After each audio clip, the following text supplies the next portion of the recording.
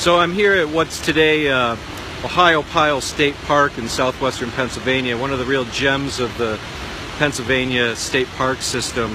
And behind me is Ohiopyle Falls on the Youghiogheny River. And you might ask, okay, so what does this have to do with Braddock's campaign, George Washington, the French and Indian War?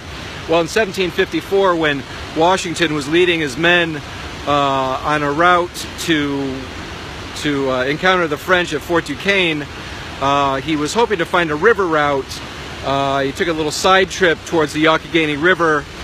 Back then, rivers were very, very important to traders, armies, settlers, for transportation of people and goods, and the superhighways of the period, as a lot of people say.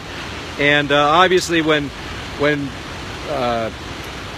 young Washington encountered the falls here and the rapids nearby, he couldn't continue on this route on the Youghiogheny River and had to continue to cut a road.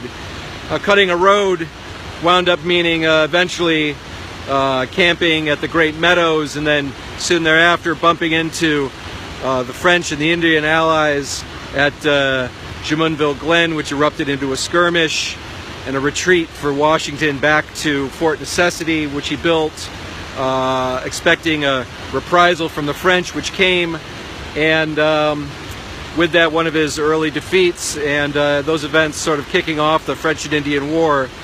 So the Ohiopyle Falls on the Youghiogheny are important as a sort of symbol of how it wasn't just people and politics, but it was actual, the wilderness and the natural environment that shaped the course of human action and conflict in history.